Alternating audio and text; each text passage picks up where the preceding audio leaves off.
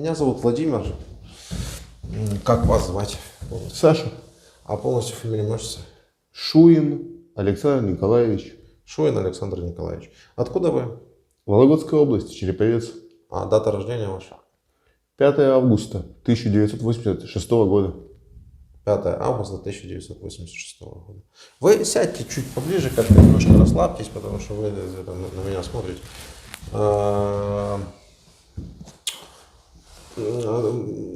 Ваша воинская часть, звание, должность? Воинская часть 38 838. Звание рядовой. Должность стрелок. А как-то вы слишком взрослый для рядового. Вы контрактник? Нет, я мобилизованный. А, вы мобилизованный? Да. Угу. И когда вас мобилизовали? 1 октября. 1 октября? Да. Как это произошло? Ну, как и у всех, пришла повестка явиться такого-то числа на сборочный пункт. В повестке прописано, что с собой иметь. К стольки-то времени пришел к 7 утра с сумкой, собрался, погрузили в автобус и поехали. У вас не было мысли о том, что, может быть, не надо ехать, может быть, в этом смысла нет, может быть, меня там убьют и еще что-нибудь? Ну, изначально у нас, не знаю, как в других городах, вот в Череповце, в нашей Вологодской области, ходили такие слухи, что, мол, воевать хватает настоящих солдат, контрактники, офицеры, те же наемники. А мы мобилизованы, будем направляться в тыловые части и войска обеспечения. То есть про то, что меня убьют где-то в тыловой части или в какой-то войске обеспечения, которое находится далеко от линии фронта, даже мысли не было. Понял. Как и всем, в принципе, говорили. Когда это закончится, у меня только один вопрос. Ну, все такие же, как вы. До сих пор. Нас тут мобилизованных пока в данном лагере, скажем так, немного. Это я знаю. Ну и, в принципе, получилось так, что мы все с одного полка. Это 9-й полк, это приписка Калининградская область, город Гусев. Хотя мы там ни разу не были, если честно. И да, у нас у всех примерно одна и та же история. То есть Калининград, город Гусев. А чем вы занимались? Расскажите про боевой путь вот этот ваш. Ну, в самом городе Гусев, в Калининграде, никогда в жизни не был. Так.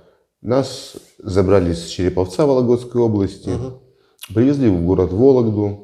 Там, это у нас областной центр, там нам выдали жетоны, дополнили нас 100 череповчан, еще полсотни вологодских. Нас стало уже не 2 автобуса, а 3. И, получив сухпайки, еду, воду, мы поехали в учебку. Учебка находилась Новгородская область, Нижегородская область. Населенный пункт Мулино. Там не понять, то ли большое ПГТ, то ли маленький город. Да, мы от города и не были, мы это называют, все на территории воинской части находились. Там на момент нашего нахождения войска не было. Как называют их там? Отделение или взвод. Там эти дневальные, кухари, на КВП, которые стоят. Ну, в общем, так по мелочи. В город мы тоже не ходили, потому что у нас был так называемый чипок или чайная, как лучше называть, купить сигарет, там, простейших вещей. Да. А вы можете как-то вот так вот в полоборота сесть, как я? Потому что вас настолько в профиль видно, я пытаюсь как-то к вам подстроиться. Извините, просто... Вроде бы, у меня просто, знаете, один телефон, все такое аматорское. Вы сказали, как вам удобнее, да? Вот так удобнее. Не, ну так же удобно. Да, вполне. Удобно, просто так чуть лучше. Ну, в общем, вот, как бы нашей подготовкой, она мне даже немножко напомнила срочную службу, потому что мы научились прекрасно заправлять кровати, великолепно быстро строиться. Кантики отбивали? Вот чего нет, того нет. Машек не было. Не отбивали кантики на кровати? На удивление нет. Ну так что же вы там научились? Это если ты не отбил кантик, так уже порезаться можно, то не научился, получается. Ну, значит, у вас тоже было срочное. Ну, конечно, было. У многих не было.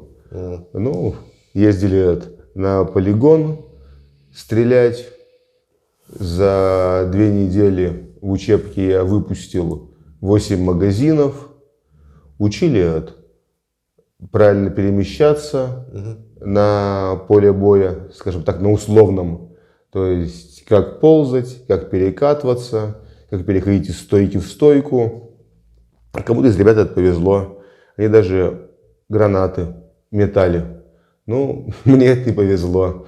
Когда метали гранаты, я был на обучении по медицине, так что гранаты я не побросал. Так. И как долго происходила вся эта учебка ваша? Ну, наверное, грубо говоря, недели 2, может, и чуть больше. Недели 2. Да, потом они сдержали слово, нас и вправду отправили, скажем так, в условный тыл. Все-таки 25 километров от линии фронта – это не война, но немножко обманули. Это оказались не российские тыловые части и не безопасная Белоруссия. Это уже оказалось граница Харьковской и Луганской областей, тот район. Ну, в общем-то, нас расположили в лесополосе. Точнее, не помните населенный пункт? Район города Сватово, а вот населенный пункт то ли Свистово, то ли Свистуново. Там, в общем-то, деревня, но она от нас была километров 5-7. У нас была лесопосадка, были вырытые для нас заранее окопы, и сзади было подсолнуховое поле. Мы там тоже пробыли, наверное, недели 2. Сначала пытались обживать окопы, но потом хороший ливень все наше обживание смыл, просто затопило и называют. Там плавало все: спальники, шапки, сухпайки. Решили в окопах не находиться. Ну а смысл, если там нет войны? Зачем эти окопы? Да. Перебрались в лесопосадку. Там по новой построили шалаши, как говорится, из ума и палок. Ну и, наверное... Сколько у вас там было людей всего? Мы поехали туда из учебки батальоном 3 роты, но нас по территории разбросали. То есть наша рота оказалась в одной лесопосадке, другие роты в других лесопосадках. Ну, вот ваши лесопосадки, сколько у вас ваша рота с человек? Около 80. Около 80, понял. Построили вы шалаши, и дальше что? Построили шалаши, все, пару недель даже в них прожили. Потом начало холодать. Уже иней первый появляться по ночам стал. По утрам его стали замечать. И, в общем-то, команда сказала, что ребята, остаемся зимовать, как у нас пела одна певица. Будем рыть землянки. Остаемся зимовать, пел Сплин. Разве? Они не Чечерина? Прости господи, нет, не Чечерина. Ну да ладно. Ну да, бог с ними, с певцами. Хотя надо будет на вольняшке проверить, потому что все-таки Сплина я слушал, даже на 2 его концерта ходил. И что-то мне казалось, что «Остаемся зимовать» пела женщина. Ладно, спорить не буду, да не об этом разговор. В общем-то, будем копать землянки, я там прервался. Я даже собственноручно по просьбе нашего начпрода вырыл небольшой погребок под продукты питания. Стеночки деревянные сделал, пол досочками выложил. Короче, красота. Вот только крышку сделать не успел. Сказали: все, ребята, снимаемся, поехали. Ну, поехали, ладно. Нас погрузили на Уралы, на КАМАЗы тантованные. Армейские эти. Зеленые. Вот этих 80 человек, вы говорите, да? Да. Мы с собой забрали боекомплект, сухпай. В этот момент мы уже получили гуманитарную помощь, то есть и ее тоже продукты питания. И поехали. Толком мы неизвестно куда. Поехали вечером, чтобы не светиться. Ну, приехали, высадили нас в чистом поле. Ну, не такое уж и чистое. Там канава, там грязь, там кусты в стороне. Ребята, те кусты ваши, взвода вашего, те кусты вашего взвода. Обживаетесь вы тут, вы здесь. Вроде как все. Не успели на ночлег устроиться. Новая вводная. Ребята, все собираем, едем дальше. А эту точку как называлась? Не помните вы? Ой, какая-то деревня там была поблизости, но я не помню, уже темно было. Да не суть важно. Последняя точка или следующая точка? Ну как вот, называлась, мы помните? погрузились и мы уже не в КАМАЗы, А на броню, на БМПшке, это был отдельный цирк с конями, потому что оказалось, что БМПшки, десантное отделение, заняты имуществом другой роты. У нас все-таки рюкзаки, сумки, еще что-то. Куда одевать непонятно. Ладно, оказались ребята, которые более-менее с головой, то есть стали ложить сумки-рюкзаки на броню, их сцеплять карабинами, перевязывать веревками, чтобы с брони не послетало. И уже как индейцы в седлах на этом всем добре разместились. Вот уже нас отправились в наш конечный пункт. Опять же, район города Сватово, уже деревня Новоселки. Или, может быть, Новоселково. Кто ее как называют, что я, кстати, не видел. Ну, я примерно понимаю. Говорили и так, и эдак. Расположились там, на территории деревни. Ну, как это расположились. То есть, какой-то дом был оборудован под склад боеприпасов. Какой-то дом был оборудован под склад продовольствия. Ну, а нас, конкретно за мое отделение говорю, потому что другие отделения я с ними не так сильно контактировал. Взяли и сказали: ребята, выдвигаемся, вот ваши окопы, занимайте, обживайте, дежурьте до утра. Это уже было ночью. А другую часть отделения пополам разбили. Определили в свинарник. То есть, что, мол, типа, ночуете в свинарнике и меняется будете сутки через сутки. Мы, значит, расположились. Есть даже фото и видео этого вашего свинарника после того, как вы оттуда вышли. Да? Да. Ну, там же свиньи были настоящие. Само собой, были и хрюкали. Так вы со свиньями, получается, жили? Нет, свинарник это разделен на две части. Одна часть это так называемый предбанник, скажем так.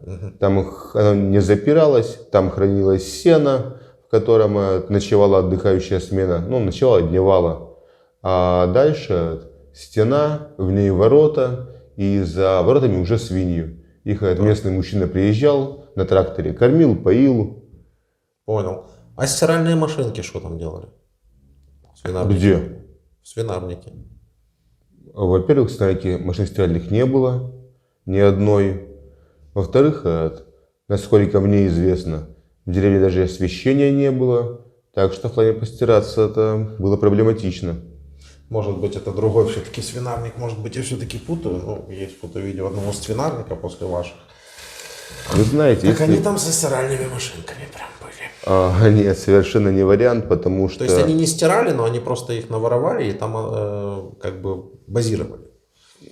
Тоже это называют «не получилось бы», потому что в этом свинарнике хранились еще и рюкзаки наших бойцов. Значит, другой. Значит, ладно, другой. Жили вы там, да, и дальше. Ну вот, поутру пришел военнослужащий, я так понимаю, из тех, кто тут стоял раньше нас. Мы его прозвали за глаза разводящий. Разводящий. Ну, потому что нас привел в этот, как называют, в эти окопы. Он нам показал, где свинарник. По-моему, Лев звали, если мне память не изменяет. Лев. Да, мне кажется, Лев. Мол, ребята, вот смотрите. Это наша лесополоса, где наши окопы. Следующая лесополоса, там морпехи стоят. А вон та лесополоса, там уже войска украинские. Получается, вот она, обещанная нам тыловая часть, войска обеспечения. Оказалось, грубо говоря, в 3 километрах, может, в 2 на глазок не скажу, от линии соприкосновения. Перестреливаются морпехи с украинскими военнослужащими. Нам по брустверу пули чиркают. Украинская арта с той стороны стреляет, поза деревню в сторону нашей арты. Наша арта бьет по украинской арте в сторону туда. И получается, что над нами, морпехами и украинскими военнослужащими, этими 3 лесопосадками, свистят ракеты, рвутся бомбы. А если... По деревне попадали? По деревне? Да, попадали. Ваши? Нет, украинские военнослужащие. Потому что называют за деревней наша артиллерия. Где-то здесь еще левее, правее какая-то бронетехника постреливает. Ну, вы сами понимаете. В Ну, а с вашей стороны, по той деревне, за которой стояли ВСУ, уже не попадали? в которой мы базировались? Да. Нет. Ну, в другой, которая ближе к ВСУ. Ну, извините, я туда не ходил, в ту я не бывал. Тут просто, понимаете, такой момент тонкий для российского зрителя. Вот позапрошлый спикер рассказал мне о том, что ВСУ якобы били умышленно по деревням, потому что они думали, что там стоят российские войска. А у меня такой вопрос. Если бы там российские войска не стояли, где стояли вы, украинские солдаты вообще бы куда-то бы стреляли? Ну, я думаю, во-первых, по деревне нет смысла бить, потому что это не стратегический высота, ничего. Давайте я говорю, хорошо, я жду, вы хотите мне что-то сказать, я понимаю прекрасно. Все-таки мы понимаем, что это военные действия, военная техника, то есть перелет, недолет, возможно, и попадания украинских военнослужащих по деревне, они были неумышленные, а так называемый недолет, летящий по нашей арте. В этом я вполне уверен. Потому что, допустим, если вот нас и морпехов, так называемых, я их, конечно, не видел, просто предположил, что они там бомбардировали дроны, которые работают точечно. То есть там понятно, что они вот подлетели по квадратам, тут понятно, примерно здесь должно быть, они работают. Да. Это ясно, что они били по конкретной... То у арты есть нормальное там отклонение, да, если это старая советская арта. Да, мы про это говорим, что украинская арта бьет по нашей арте, по российской, российская по украинской. Но уж там левее, правее, недолет, перелет. Как бы я не считаю, что украинские военнослужащие били целенаправленно по деревне, тем более, как говорится, по своим же этим землякам.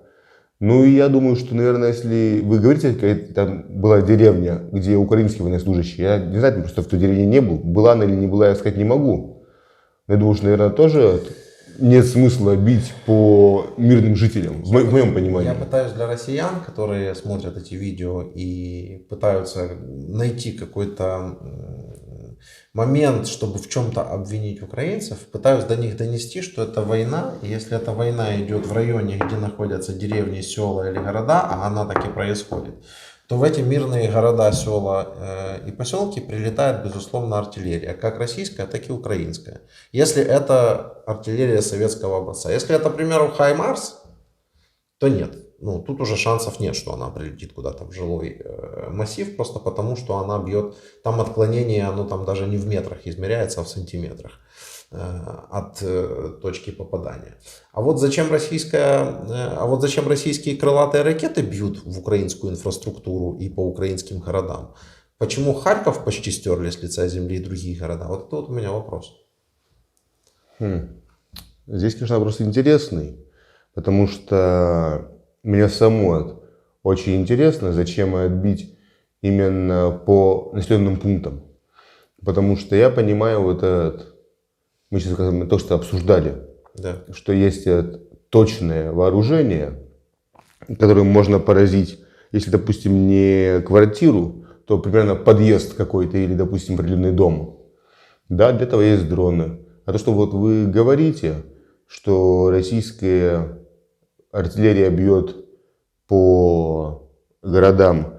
Вы знаете, я до этого содержался в СИЗО в Харьковской области. Как раз, да, я же не вру.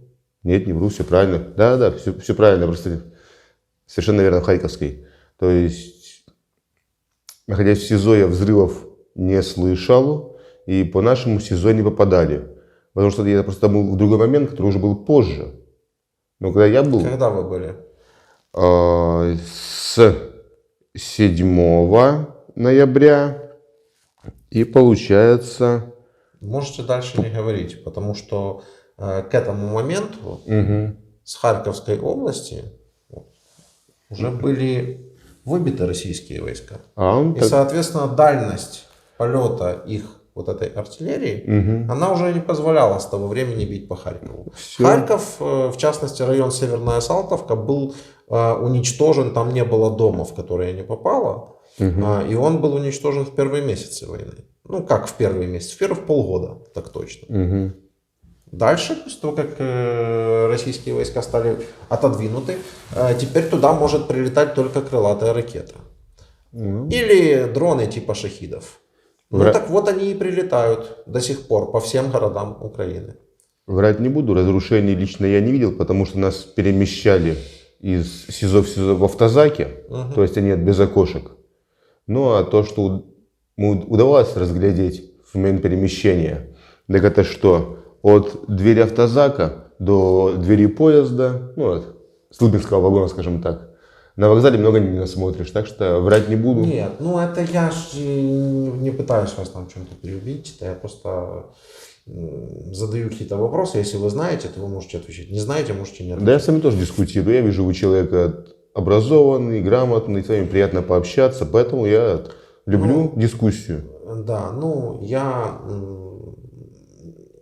до такой степени грамотный и образованный, что я бы никогда не пошел в чужую страну, даже если бы мне сказали, что я буду стоять где-то там в тылу. Представляете, у нас почти все такие грамотные, образованные. А вот в России почему-то вот люди очень странно себя ведут. Вот не объясните мне этот феномен? Да, вполне объясню. Давай. Во всяком случае, я объясню с моей точки зрения. Да. У нас был разговор, что человек получил повестку, он мобилизованный. Угу. Уклонисту светит срок до 15 лет в зависимости от активности его уклонения. Так. То есть в тюрьму никто не хочет. Никто не Многие говорят, я вот даже слышу от ваших соотечественников, что это, и зачем тебе это надо, бросил это все, убежал, а куда? В лес? Давайте так. Потери вы видели? 200-х вы видели с вашей стороны? Лично не видел. От служивцев, да, слышал, что потери были, но лично я не видел ни одного трупа. Я понял. Так вот, эти люди, они погибли за что? Давайте сейчас подумаем. Конечно, можно было бы развить тему, но получается нет. То есть они погибли не за свой дом, потому что они воевали на чужой земле, а не на своей. Они погибли, кого-то освобождая. Так опять же, я не скажу, потому что я не общался с местными жителями, которые бы мне говорили, что освободи нас, защити нас, мы сейчас с ними не общались. А вот общаясь с военнослужащими, сотрудниками от СИЗО, которые, мы бывали. То есть, да, мы слышали много раз, что ни в чьей помощи Украина не нуждается, и нас сюда никто не звал. То есть, за что погибли эти военнослужащие, как бы тоже такая же большая загадка, как и Бермудский треугольник. Потому что славы они не сыскали, героизма, возможно, кто-то из тех, про кого мы говорим, его и проявил. Но по отношению к кому и к чему, это я тоже не могу сказать. Вот что получается, ребята погибли, полегли ни за что. Нет. Ну, развивайте дальше. Вот вы же любите подискутировать. Ну, развивайте дальше. Вот я могу вам немного помочь. Ни за что не бывает. Ни за что, это может быть субъективно. Он может... Да, субъективно. Или субъективно вы можете думать, что он будет. Но все-таки. Именно субъективно. Да. А теперь с более с объективной позиции точки зрения. Вот посмотреть как бы сверху вниз на все. Они же ведь не сами пошли. Вы же ведь не сами пошли. Правильно. Вас же ведь кто-то отправил. Согласен, это политика. Так. Кто-то, для чего-то, кого-то. Это все понятно. Кто-то. Кто? Вот здесь я затрудняюсь видеть, потому что меня призвал наш Череповецкий военкомат. Ясное дело, что военкомат пришел указание сверху. Но дальше, извините, я слаб, потому что в политику я не лезу. И кто, за что, кого, я вам не могу сказать. Если вы меня просветите, я буду не против. Смотрите, есть такой предмет, например, политология. Да? Так. Его изучают специально, и там очень много всяких тонкостей, нюансов о том, как устроены государства, как устроена политическая система этих или иных государств. Я же вас об этом не спрашиваю. Вот вы когда говорите политикой, вот я не интересуюсь, я вот задаю еще такой вопрос. Футболисты играют на чем? На поле. На поле. Чем? Мячом. Сколько ворот в футболе? 2. Видите? А вы очень интересуетесь футболом? Нет. И я, собственно говоря, нет. Я также вам могу рассказать про бейсбол. Чем играют, как мячик отбивают, куда бегут и зачем. Хотя уж бейсболом я не интересуюсь совсем. Так вот, тут та же самая история с политикой. Вы, как только доходит до ответа, который, собственно говоря, очевиден и лежит на поверхности, вы взяли и ушли в то, что вы не интересуетесь. Вы не знаете, кто объявлял спецоперацию? Ну, с этим как раз понятно, кто ее объявлял. Да. Но вас же интересует не то, что спецоперация объявлена Российской Федерацией нашим президентом. Вас же интересуют цели спецоперации. Я же задал простой вопрос. Эти люди погибли. Так. Субъективно вы пришли к ответу ни за что. Ни за что. Понятно, это так и есть. Я говорю, а теперь давайте посмотрим как бы сверху вниз. Давай. Ведь они же пошли за чьи-то цели. Угу. Вот так вот поставим вопрос. Да, вы же пошли за чьи-то цели. Значит, получается, они погибли в интересах государства. А нужно ли было вашему государству то, что сейчас происходит? Я не знаю, насколько государству нужно то, что сейчас происходит. Меня больше волнует вопрос о том, зачем здесь мы. Ну, это вопросы из одной цепи. Нет, тут как бы из разных. То есть то, что государство удовлетворяет свои политические интересы или там вот эти игры, как говорится, на глобусе, это понятно. Но зачем здесь мы мобилизованные? Вот меня что интересует. Нет, тут, да, я понял. Нет, это тоже тема для обсуждения, но давайте я проведу очень простую параллель. Хорошо. Вот Путин ваш объявляет спецоперацию. Да? Демилитаризация, которая, ну, очевидно, не сработала, потому что оружие нам поставляют и все больше и больше, к счастью, и хотелось бы, чтобы поставляли еще больше. Потом денацификация. Вы нацистов много увидели здесь? Конкретно нацистов я не видел, да и вообще здесь немного что успел увидеть, так что... Не, вы, подождите, вы находитесь сейчас на лагере. Да. Ну, если у нас нужно проводить денацификацию, то вас, по идее, как бы должны были бы охранять некие нацисты. Ну, тут я ничего сказать не могу, потому что нацистов я не видел. Как мне объяснили националисты в понимании, каких выдвигают по российским телеканалам, националисты это одно, как объяснили граждане Украины, что в ихнем понимании националисты это совершенно другое. Это те, кто не то что борются там за какую-то, скажем так, чисто украинизацию и выживание всех этих других народов. То есть, чтобы выгнать, чтобы стать только украинцев. Нет, что они борются за чистоту и правильность украинского народа. Что вот гоняют так называемых гопников, националисты, чтобы херня не происходила. Что борются посильно с наркоманией, это тоже было рассказано. Это все есть. Есть. Это все, это все есть, это все локальные истории, они довольно небольшие. Мы сейчас обсуждаем вторжение целого государства, вторжение в целое государство, понимаете? То есть это очень большой глобальный такой масштаб. Я понимаю, но, наверное, электрик из Вологодской области, он не политолог, чтобы с ним обсуждать такие глобальные масштабы. Ну, вот именно. И не футболист. Но знает, что футбол происходит на поле футбольном. И там двое ворота играют мячом. И даже, скорее всего, знаете, сколько человек в команде играет в одной и во второй. Здесь вещь не более сложная, чем вот этот пример с футболом. Потому что, еще раз говорю, президент ваш объявляет некую денацификацию, демилитаризацию. Понятно, что и то, и другое не работает и работать не может, потому что в смысле этих слов его нет, они бессмысленны. Просто. Ну вот, если можно для общего развития. Давайте. Демилитаризация.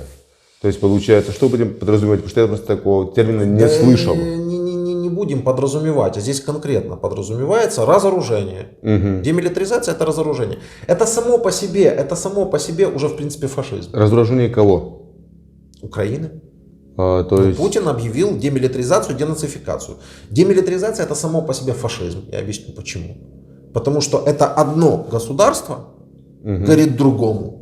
Мы больше, мы круче, мы мощнее, значит мы имеем право вам что-то диктовать. Какие-то условия. Например, условия по разоружению. У нас-то и вооружения особо никакого не было, если так уже на чистоту говорить.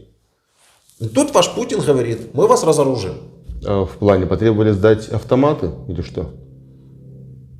Ну, если взять всю его речь, то это должна была быть сдача Украины вообще-то. То есть, получается, нет, вы понимаете, демилитаризация, получается, скажем так, нет войне, переход на мирные... Демилитаризация, это считается, Украина должна разоружиться, и нацистский режим, коим он представлял в своей речи режим, не режим, а наше правительство легитимно избранное, да, вот, то есть вот это вот все, оно должно уйти в небытие. Украина должна разоружиться, и здесь должны стать во главе Украины либо такие ставленники политические, которые считают правильным поставить вот Путин, либо Украина вообще должна отойти к России. Все. Но если взять его речь вот так глобально. Я пойму в политическом плане поставить своих ставленников. Пойму поставить, допустим, не ставленников, а, скажем так, лояльных к нему людей. Допустим. Согласен. Но зачем России Украина, если у нас своих земель не освоенных, без меры? Видите, вы мне задаете вопросы, которые вообще-то я вам должен задавать. Зачем вы, как военные, пришли в Украину? Воевать за что? Вы не можете объяснить, воевать за что. Вы не можете объяснить, зачем это было лично вам. Вы не можете объяснить, за что погибли люди. И сейчас вы мне задаете встречный вопрос, зачем вам Украина? Я не знаю. Это я вас должен спрашивать. Вот, зачем? Честно говоря, мне Украина незачем. Вы говорили про посадку, про то, что вот посадить. Так вот я вам говорю, что любой украинец, вообще любой человек, нормальный, вменяемый в любой стране, да, цивилизованной, если бы его государство на данный момент, в 2022 году, что немыслимо, пришло бы к мнению, что оно должно собрать свою армию, а если армия не помогает, то всех мобилизовать, плюс еще собрать зэков и пойти в другую страну с кем-то воевать, а если ты не пойдешь, то ты сядешь, любой гражданин нормальный, вменяемый любой цивилизованной страны, он принял бы два решения, два варианта. Или сесть в тюрьму, раз уж другого варианта нет, раз уж он живет в таком режиме, а это и есть режим. Потому что только режим, именно настоящий натуральный режим, может взять человека такого, как вы, и сказать, либо ты идешь воевать, либо ты идешь в тюрьму. Так было? Но опять же было сказано не воевать. Да похрен, как они вас обманули. Вообще не... Вы воевали? Нет. Ну, вы в военных действиях участие принимали? Нет. Что вы делали тогда? Вы стояли в качестве кого? Объясняю. Нам было сказано, ребята, тяжело. Вот это лесопосадка наша, там морпехи, там украинцы. Кого? Вы находитесь в окопах и наблюдаете. Вы с оружием в окопах находитесь? Да. Ну, так вы в качестве кого? Так в кого же я буду стрелять? Мне сказано, что ни в кого не стрелять, потому что могут с той стороны идти обратно морпехи. У нас связи нет. Это локальный приказ, который был вам отдан на тот момент. Неважно. В тот момент вы не должны были бы стрелять. Ситуация бы изменилась, вы должны были бы стрелять. Вы были на территории Украины с оружием в качестве российских военных. По факту, если смотреть сверху вниз, то вы были в качестве оккупанта в Украине. Хороший оккупант. Ну ладно.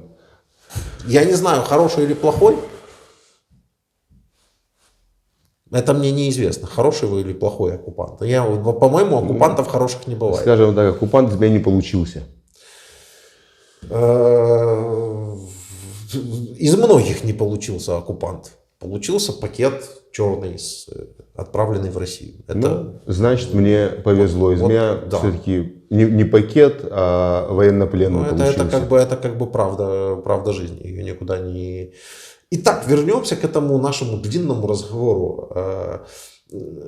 Россия вторгается в Украину. Так. У вас есть верховный главнокомандующий, который отдает приказ на это вторжение. Так, Вы попадаете под мобилизацию. так. Вам линия от вас до вашего верховного главнокомандующего видна или нет? Нет. Вот главнокомандующий, вот мой военком. А между ними что? Эту линию я не вижу, я не знаю. Министры, генералы, полковники, политики. Да нет, но то, что ваше действие было спровоцировано его словами, его решениями и то, что вас нет, отправили вот это сюда. понятно, что приказ о мобилизации подписал он, Да. и с его подачи это понятно. Правильно, так погибли эти люди за что, которые погибли? Я и говорю, в интересах Российской Федерации. Или в интересах одного человека, который подписал это, или группы людей? Но это, наверное, это группа людей не для конкретно своего удовольствия положили этих военнослужащих. Это вы так думаете, не для своего удовольствия? Это я так думаю. А давайте подумаем с вами, ну вы сейчас снова вернете, что я там политикой не интересуюсь. Нет, ну давайте подумаем в интересах же кого. Если лично вам эта земля не нужна, другим россиянам эта земля не нужна, вы задаете опять-таки вопрос, зачем нам вообще нужна Украина, если у нас куча своих неосвоенных земель.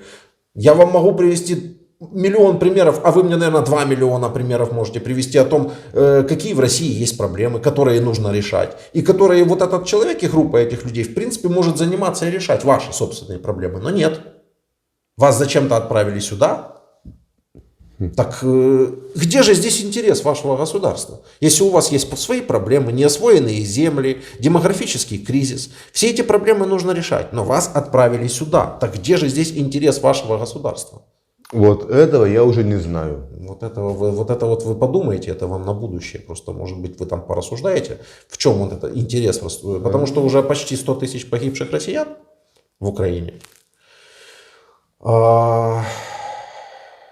И они погибли за желание одного человека или там группы людей, во главе которых стоит этот человек, захватить Украину. Ну, я так полагаю, что времени подумать у меня будет предостаточно. Так что прислушаюсь к вашему совету. Но вы не рассказали до конца свою историю, потому что я вас перебил на том моменте, где что-то куда-то прилетало, улетало, и я спросил, все ли прилетало, да, и вы на этом не дорассказали мне свою историю. А дальше история была уже неинтересная. Так, на протяжении 2 или 3 дней мы заступали, менялись, заступали.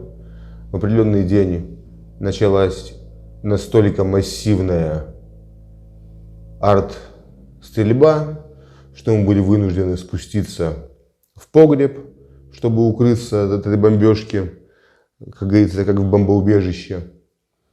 Потом стрельба стала менее интенсивной. Мы услышали по деревне гул моторов. Ребята поднялись поглядеть, что там происходит. После чего русским языком нам было сказано, что, мол, выходите, по-хорошему сдавайтесь, никто вас убивать не будет, вы нам нужны живыми. Мы вышли, увидели людей в так называемой натовской форме и символикой Украины на форме. И добровольно... Ну, потому что это вот песчаная расцветка, эти вот... пиксель вы да, имеете в виду? да. Это вы его натовским называете? Ну да, коричневые ботинки, это вот в таком песчаном обшитые каски, как бы показывают такие солдаты НАТО, Америки в такой форме по телевизору. Поэтому я... Они все-таки, конечно, отличаются. Но... Ну, для меня, для простого обывателя, я ее называю натовской формой. И, в общем-то, мы сдались в плен. На этом все. Путь военнослужащего закончился, начался путь военнопленного. Вы здесь имеете возможность звонить домой? Да. Дозванивались? Да. Вас там записали в военнопленного?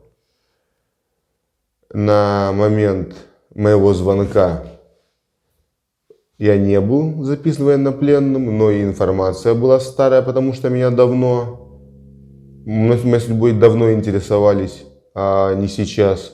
То есть информация уже устарела. Ну а на данный момент все-таки через Красный Крест была про меня передана информация в Российскую Федерацию, и мое путешествие через Харьковское и Киевское СИЗО, и здесь я через Львовское. Информация вся со слов сотрудников администрации должна была передаться по военным линиям в Российскую Федерацию. Так что я уверен, что из 4 источников хотя бы от одного информацию, что я в плену, они должны были получить. Понял. Понял. Как вы думаете, вас обманули? В плане? Ну вот, когда вас сюда отправили, в Украину, вам сказали вот то, что вам сказали, а то, что вы видели на свои глаза, это, получается, немного другая ситуация. Вас обманули, когда сюда отправили?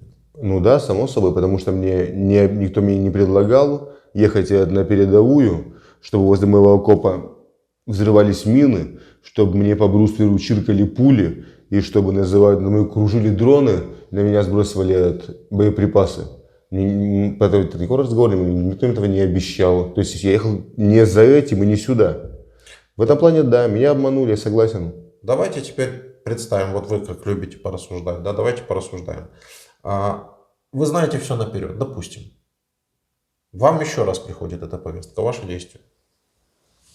Наверное, все-таки я нашел бы способ не ехать сюда. Видите, вы уже тоже такой же образованный. Нет, просто... Как любой нормальный цивилизованный человек. Просто вы меня видите уже сейчас военнопленным и здесь. И как бы понимаете, в какой ситуации я оказался уже заранее. Это сейчас. А я 2 месяца назад, этого не зная, находясь на территории России, я не видел себя ни в окопе, ни в лагере военнопленных. Вот в том-то и дело. Ну, я ведь не Нострадамус, кто же знал? Понимаете, какая штука?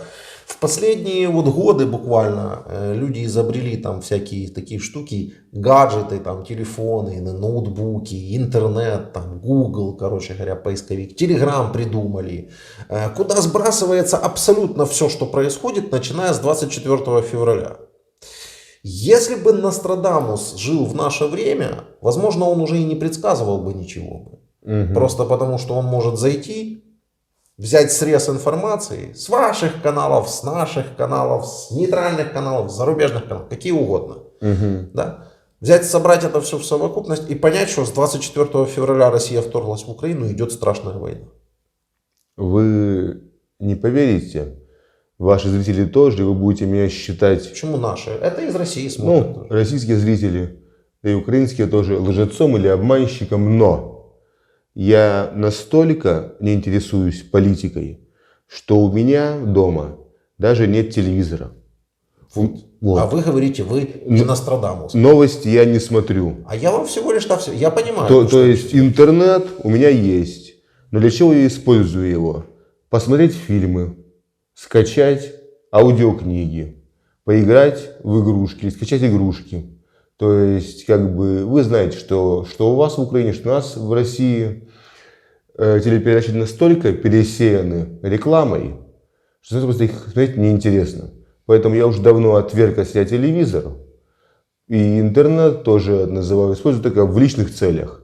Поэтому это чисто я. Может быть, другие более это называют, вникают в это дело. Мои познания про военные действия в Украине, как называете их вы, или спецоперации, как называют ее в России. В России ее уже тоже в последнее время начали называть войной. Ну, за последнее время я... Хотя сначала вроде как за это какую-то там обещали тоже уголовную ответственность.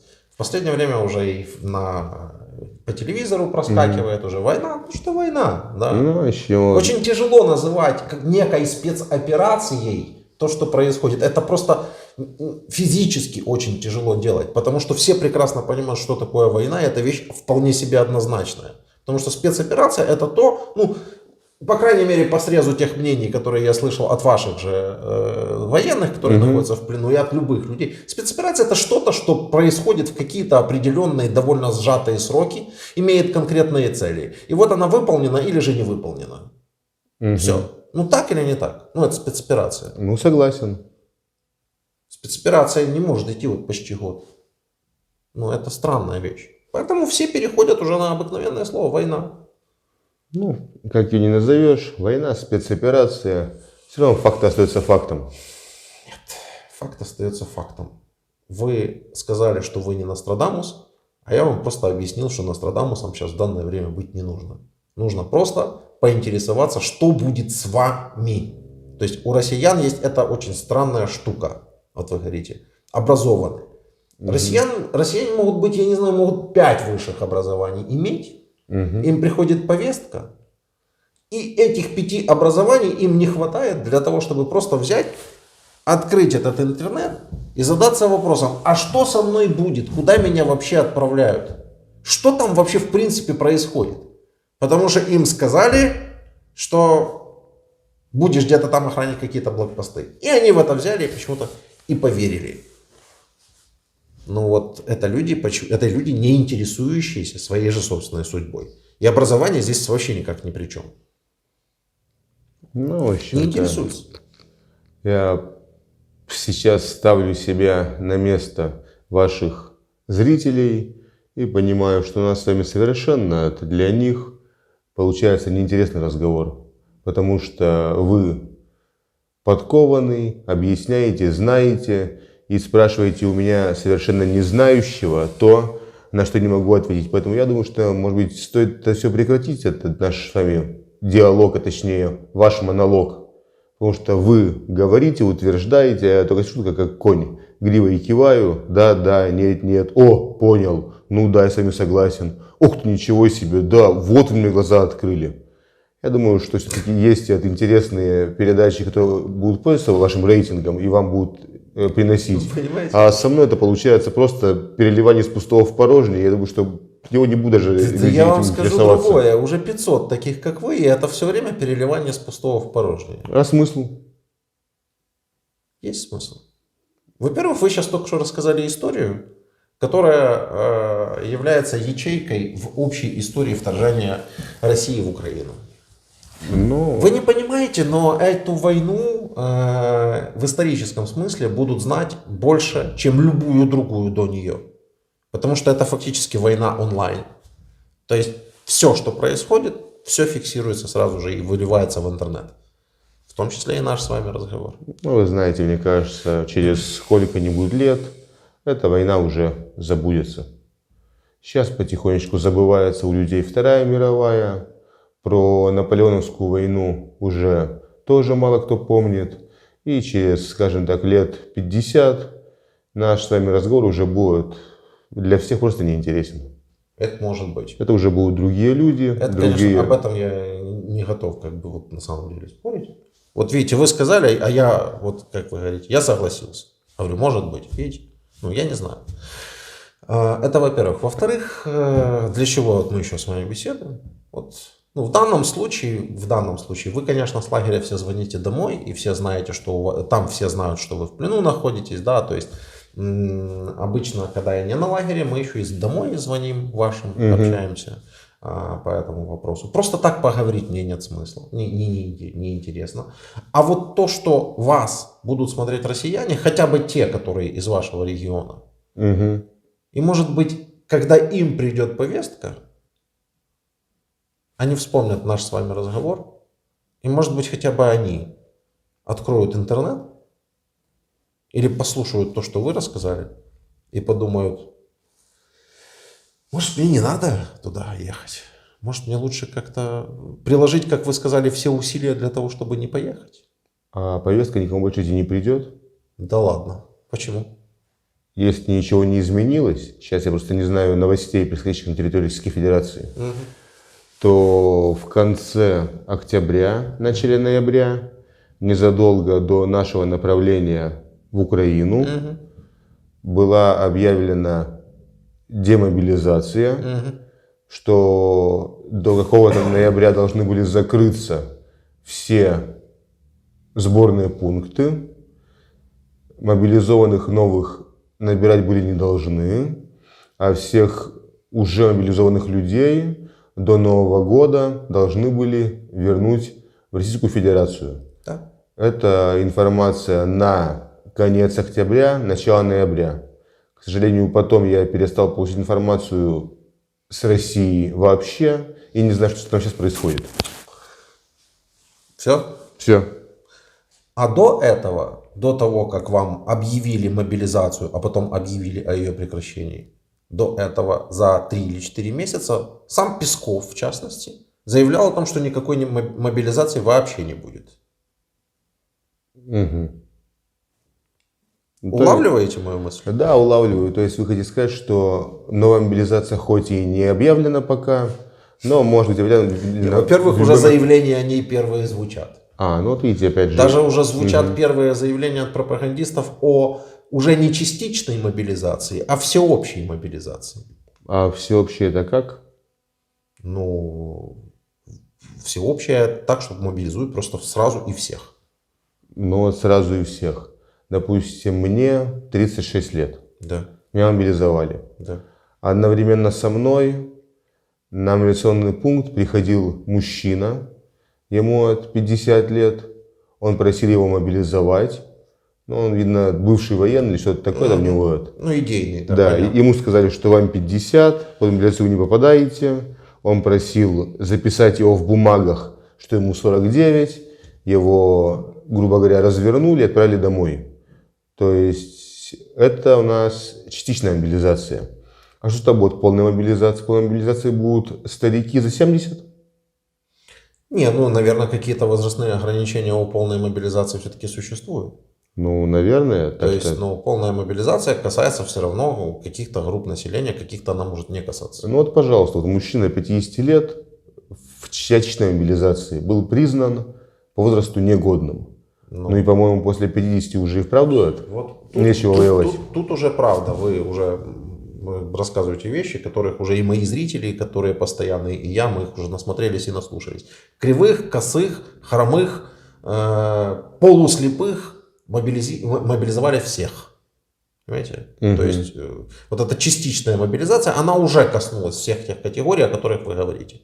Смысл лишь только в том, что частичная в данном случае отличается от полной только количеством. Потому что если здесь мобилизовали, там, скажем, 300 тысяч человек, хотя никто никому никогда это число точно не доведет, то там уже должны мобилизовать 10 миллионов человек. Вот и все. Ну. А каких качеств их как не интересовало, так и интересовать не будет. Я, конечно, с вами бы не согласился, потому что всех не мобилизуют никогда. Нужна милиция, нужны МЧС. Я не говорю, что всех. Я говорю, что будут определенные категории людей, которых будут все-таки оставлять. И милиция, и МЧС, и врачи. Ну, естественно, что не могут просто взять и мобилизовать все 140 миллионов россиян. Или сколько вас там осталось. Ну, не знаю. Смешно. Ну, смешно. Или сколько вас там осталось? Ну, смешно просто потому, что россияне любят говорить о том, что это война до последнего украинца. А я, например, утверждаю и буду утверждать, что это война до последнего россиянина. А кто вам такое сказал, что это война до последнего украинца? Ну, россияне любят использовать этот термин. Что вот американцы вами руководят, они у вас хозяева, и они будут вашими руками воевать до последнего украинца. Вот такая вот формула у россиян. Вы не слышали об этом? Нет. Первый раз слышу от вас. Значит, то, что... Не предмет для дискуссии. Не предмет, потому что такой фразы «до последнего украинца», или, как вы говорите, «до последнего россиянина» я не слышал ни с той, ни с той стороны. Ну вот первый раз услышали. Ну, если Россия не остановится, ну давайте представим, что будет. Вот Россия не останавливается. Вот продолжают слать таких, как вы. Дальше что?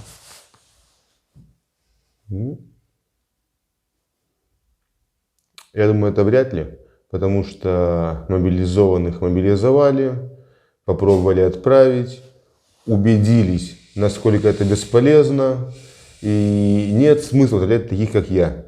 То есть, наверное, если уже... Ну почему же вы за них решили? Вот вы вот очевидной ниточки от приказа Верховного Главнокомандующего до вашей отправки вы проследить как-то не очень могли, а здесь вы сразу за них решили, что они убедились в том, что смысла в этом нет. С чего вы так решили, что смысла нет? Я ставлю себя, как бы это ни было парадоксально, на место главнокомандующего. О, прекрасно, да. Я смотрю, допустим, я послал на войну роту спецназа. Да. Мы получили такой-то результат. Столько-то убитых, столько-то территорий захвачено, столько-то взято в плен, столько наши потери. Так. О, отлично. Я посылаю на войну роту обычных солдат, не спецназа, а так, ну, среднячок. Так. Я гляжу, ага, столько-то захвачено, столько-то убито, столько-то потери, столько-то эффекта, ага. А от спецназа было толку больше. Я посылаю на войну роту мобилизованных. И я узнаю, что у меня полроты убито, а полроты в плену. Ничего себе. Так зачем буду посылать от тех, от кого нет смысла? Давайте от им форму, на них тратиться, кормить их едой, на них тратиться, давайте им оружие, покупать для них оружие, на них тратиться, если они отработали в минус. Еще и требуют, то есть не требуют, а, как скажу, даже просят, просят, умоляют, чтобы нас забрали домой. Это получается бессмысленно послать таких солдат, от них нет толку. А вы говорите, у нас разговор неинтересный. Вот интересно слушать. Вот вы глубинный народ, понимаете? Интересно слушать мысли ваши. Вот как вы рассуждаете. Конечно, вы не знаете этого всего, потому что вы не интересовались. Если бы вы интересовались, вы бы знали, что в первой партии, первых там 200-300 тысяч, которые пошли в Украину, там был и спецназ, и срочники, и бывалые офицеры, и люди с боевыми действиями, с боевым опытом. Все. Угу. Как бы вам сказать, пошли по 6 направлениям. Да?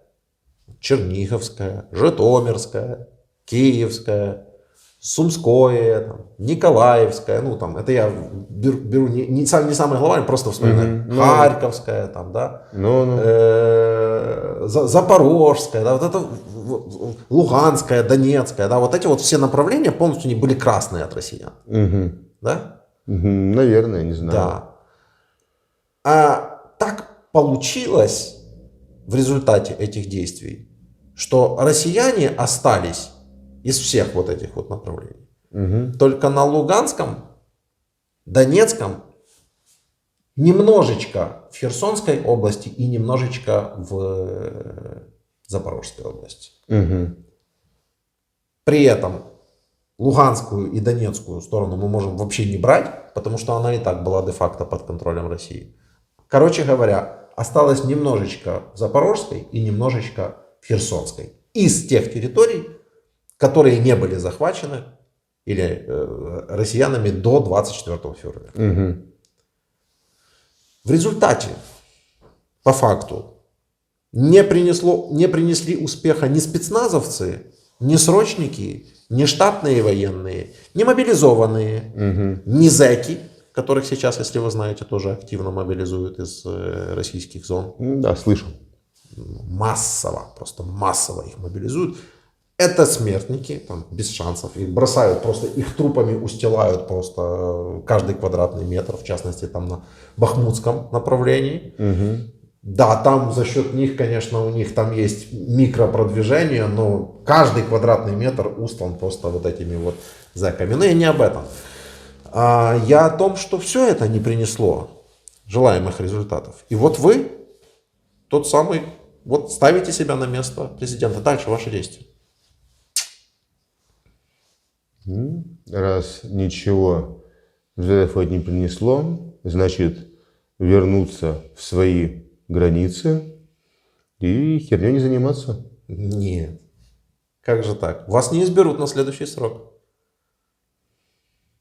Потому что россияне хотят же видеть, что вы ж, ух, какой, прям всех побеждаете, всех переиграл. А тут как-то, зачем? как куда ни возьми, нигде не переиграл, понимаете? Зачем следующий срок? Плюс у вас еще проблем куча сейчас экономических, санкций, нефть, газ, если и покупают, то по мизерным ценам, а раньше прекрасно торговали, все было хорошо.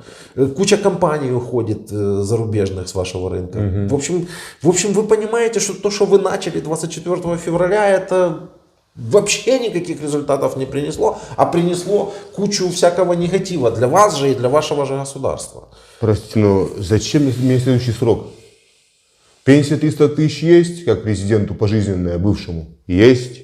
Отдают в частное, это личное пользование землю, машину, квартиру. государственную есть. А зачем же вы Конституцию переписывали, обнуление вот это вот делали, чтобы могли пожизненно править? Зачем же, как это?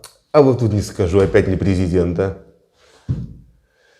Да, мелко я плаваю, чтобы такие вещи думать. А еще вам надо как-то себя спасать, потому что Гаага же. Ну а что Гаага? Гаагана там за границей, а я здесь в России. Глубинный народ. Ну извините. Передайте что-нибудь другим россиянам. Пусть, может быть, они вас как-то услышат от первого лица, как говорится. Что вы об этом обо всем думаете и стоит ли им сюда идти? В общем, другим россиянам я передам политикам, заканчивайте эту войну.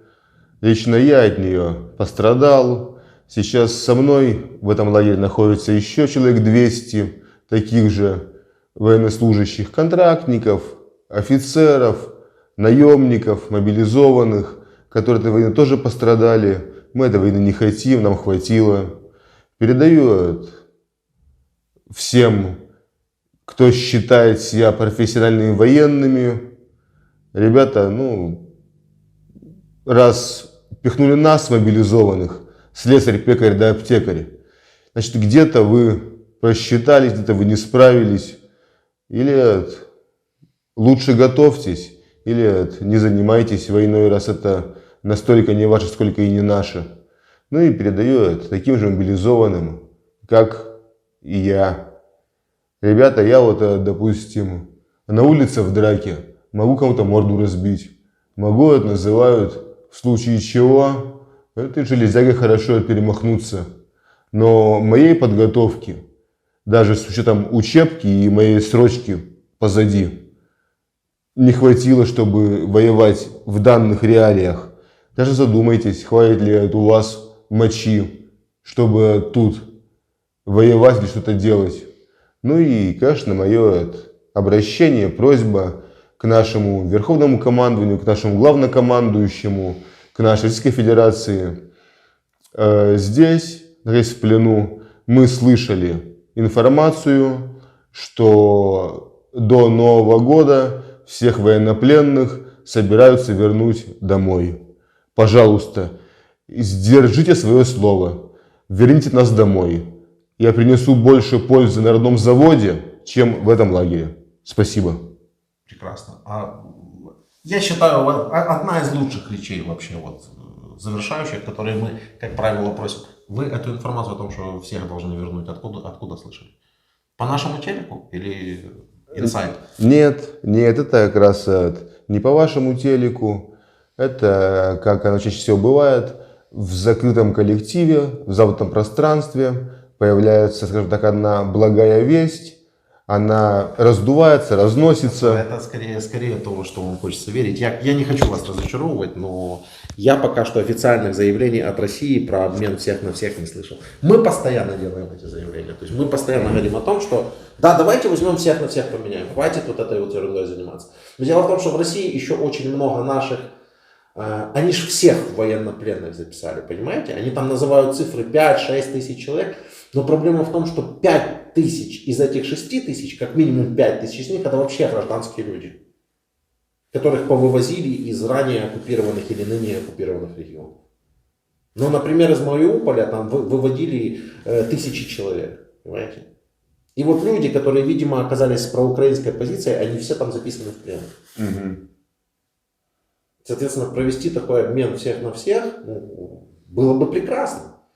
Только надо было бы тогда отдать и наших военных, и наших гражданских. Допустим, для меня, или военнопленного, нет разницы, на кого меня обменяют. На слесаря с завода или на пулеметчика. Вам главное домой вернуться. Мне главное вернуться домой, да. Это я вас понимаю. Все, спасибо. Пожалуйста.